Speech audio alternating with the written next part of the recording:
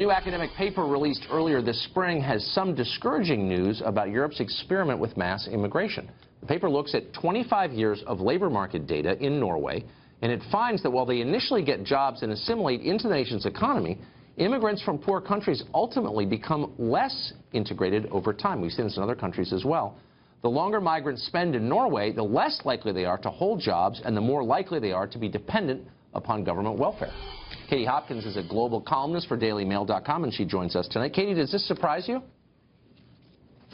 It doesn't surprise me at all. It's something we've seen here in Britain for a long time. I've always maintained multiculturalism doesn't work, that in fact what we end up with is a nation of ghettos. I think that's true here in the UK.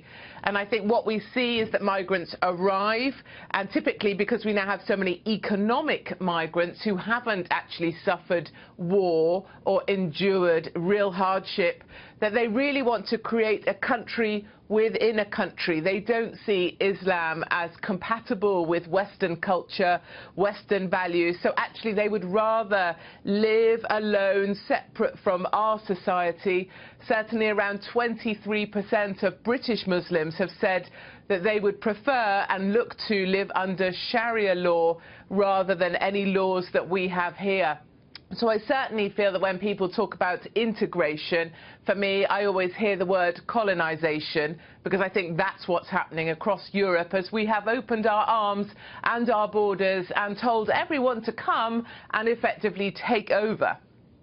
So if you're going to do that, if you're going to bring people into your country in large numbers, don't you have some obligation to help them become part of your culture? Because countries in which nobody has anything in common fall apart. What are the European authorities doing to inculcate their values in these new arrivals? Absolutely. You would think that, wouldn't you? You'd think we would kind of maybe have some lessons on British values, help individuals integrate by kind of showing them our ways and enabling them to join them.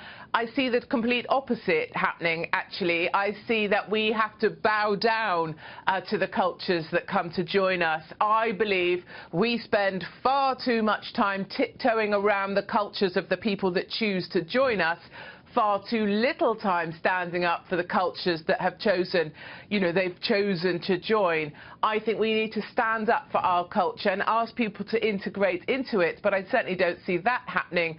I think people, are punished for looking Islamophobic if they try and stand up for British values, and that's why things like having the flag, our national flag, having the English flag, the George Cross, that's seen now as kind of being almost verging on racist potentially, certainly Islamophobic, because we're not then embracing these new cultures that come to join us. So it's more offensive to the British ruling class and British authorities to be anti-Islam than it is to be anti-Britain. Absolutely. I know the tick list of correct answers that the liberal fascists want me to answer. I know what they'll approve of. I know what they like, and that's endless gushing sympathy for migrants, economic migrants, for the Islamic faith. You saw with the Westminster terror attack here, the very first media that we had off of that was that we had to look out for our Muslim counterparts because they may be kind of under some kind of attacks following the terrorist attack on us. It's always that idea that we need to bow down to the culture that joins us, and we never seem to stand up for the culture they've chosen to join. And it's one of my big questions always is, if Islam is so fantastic, why do Muslims always seem to want to come to Christian countries? And it's a question that I never have got an answer to yet, Tucker. It's a great question, and an awful lot's at stake, like 1,000 years of history. You take it seriously, and I appreciate that. Katie, thanks for joining us. Thank you very much.